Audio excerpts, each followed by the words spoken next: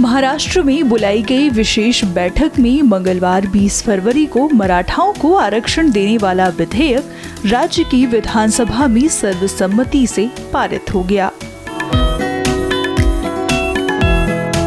इस विधेयक में मराठाओं को 10% अतिरिक्त आरक्षण देने का प्रावधान किया गया है। अब इस बिल को मंजूरी के लिए मुख्यमंत्री एकनाथ शिंदे विधान परिषद में इसे पेश करेंगे, जिसके बाद ये कानून बन जाएगा। ये बिल उस समय पारित हुआ है जब मराठा कोटा कार्यकर्ता मनोज जरांगे पाटिल भूख हड़ताल पर बैठे हुए हैं। इस विधेयक के पास होने के बाद मराठा कार्यकर्ताओं के बीच जश्न का माहौल था और उन्होंने अपनी खुशी व्यक्त करने के लिए ढोल नगाड़ों संग जश्न मनाया। इस बिल के पारित होने के बाद तरह तरह की राजनीतिक प्रतिक्रियाएं आ रही हैं। किसने क्या कहा, आइए सुनते हैं। ये जब आरक्षण इसका फॉर्मेट जब तैयार किया गया है, किसी भी दूसरे घटक ओबीसी हो या किसी भी और समाज के प्रति अन्याय न हो और मराठा समाज को आरक्षण मिले, उस हिसाब से ये तैयार किया गया है। कोई भी जब हम आरक्षण देते हैं तो वो टेक्निकली और लीगली भी क्वालिफाई होना और एक्सेप्ट होना बहुत जरूरी है।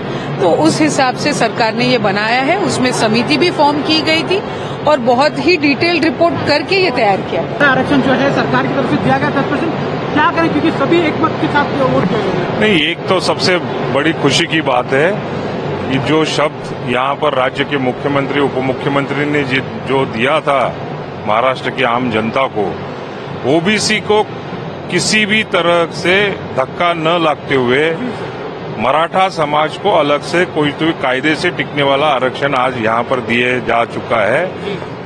यह महाराष्ट्र के मराठा समाज के हिसाब से बहुत बड़े आनंद की और खुशी की बात है। तो वही मनोज जारंगी पाटिल का बयान आया है कि उन्होंने जो आरक्षण दिया सरकार द्वारा वो कहीं न कहीं चुनाव को देखते हुए और खुश नहीं इस आरक्षण को लेकर। नहीं, ये चुनाव को कहीं रुकेगा नहीं, कोर्ट में जाके खारिज होगा। ये एक बात, यहाँ पर इसके पहले भी आरक्षण दे चुके थे।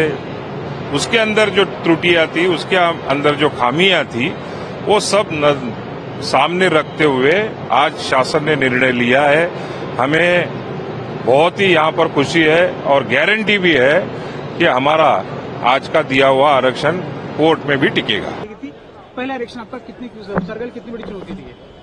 देखिए, 10% जो रिजर्वेशन है मराठा समाज को दिया गया है, जो मराठा समाज की मांग थी, जिन्होंने 56 मोर्चे पिछली बार निकाले थे और उसके बाद में उन्होंने मांग की थी कि हमारा समाज पिछला समाज है, तो पिछली बार भी उसको रिजर्वेशन दिया गया था, लेकिन सुप्रीम कोर्ट में वो टिका नहीं। उसके बाद में ये समिति गठित की है, वहां पर रिटायर्ड जजों की समिति करने के बाद में 1.5 महीने के आसपास इस पर अभ्यास किया गया और 4 लाख लोगों ने इस पर मेहनत करने के बाद सदन में ये बिल यहाँ पे लाया गया और एक मत से अपोजिशन ने भी और सत्ता ने भी, दोनों ने मिलकर यहाँ पर 10% रिजर्वेशन उनको मंजूर किया है। वही मनोज जारंगी पाटिल कह रहे हैं सर कि जो आरक्षण दिया गया है मराठा समाज को, ये कहीं ना कहीं चुनाव को देखते हुए और ये कहीं ना कहीं उन्होंने ये भी कहा कि कोर्ट में टिकने वाला नहीं है आरक्षण। ये उनके बयान को देखो, कोर्ट में टिकने वाला नहीं है, ये उनका कहना सही है, लेकिन जो कोर्ट में पिछली बार क्यों नहीं टिका उसका पूरा अभ्यास किया गया। इस बार कोर्ट में कैसा टिकेगा, इस तरह से ये काम किया गया है। विपक्ष में लगातार सवाल उठा रहे कि सरकार, देखिए, अंदर एक साथ बोलने का और बाहर आने के बाद में विरोध करने का ये नौटंकी है। पटेल सर, सबसे पहला सवाल मराठा आरक्षण को लेकर जिस तरह से बिल पास किया गया, क्या कहेंगे? 10% जो आरक्षण को मराठा आरक्षण दिया गया, जॉब और नौकरी और पढ़ाई। मराठा आरक्षण का सब स्वागत करते हैं। मराठा को आरक्षण मिलना चाहिए, आरक्षण मिला है, बड़ी अच्छी बात है ये।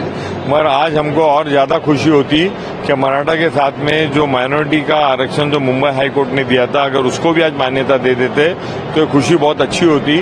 मगर हमारी आरक्षण की जो हमारी लड़ाई है वो जारी रहेगी। क्या आप लोगों ने सदन में मुद्दा उठाया एक बार? नहीं, बोलने को मौका ही नहीं दिया गया। हम उठे थे बोलने के लिए कि हम 2 मिनट बोलना चाहते हैं। हमको ये है कि जो मुंबई हाई कोर्ट ने जो माइनॉरिटी को, अकलियतों को आरक्षण दिया था, वो भी मराठा के साथ में हमको मिलना चाहिए था। जो अन्य समाज के प्रति भी जो एक शासन का निर्माण हुआ है, उसकी भी बहस होनी चाहिए, ऐसी मांग हमने की है। सरकार इसके बारे में बहस करने के लिए तैयार नहीं है। ये बिल पारित करते हुए हम विपक्ष को भी बोलकर जो बाकी के जो पहलू है उसके बारे में भी चर्चा होनी चाहिए, ऐसी हमारी अपेक्षा है। मनोज आर्य पाटिल कह रहे हैं सर कि ये जो आरक्षण दे रहे हैं वो चुनाव को देखते हुए और वोट को देखते दे रहे हैं। जरूर है, ये तो पहले से ही हम कह रहे हैं, पर टिकने वाला आरक्षण होना चाहिए, ऐसी हमारी भूमिका है और ऐसी अपेक्षा है कि वो इसमें करें। आपको बता दें कि एकनाथ शिंदे की महायुति सरकार ने मंगलवार को 10% मराठा कोटा के लिए जिस विधेयक को मंजूरी दी है वह तत्कालीन देवेंद्र फडणवीस सरकार द्वारा पेश किए गए सामाजिक और शैक्षणिक रूप से पिछड़ा वर्ग अधिनियम 2018 के समान है। एक दशक में ये तीसरी बार है कि राज्य ने मराठा कोटा के लिए कानून पेश किया है।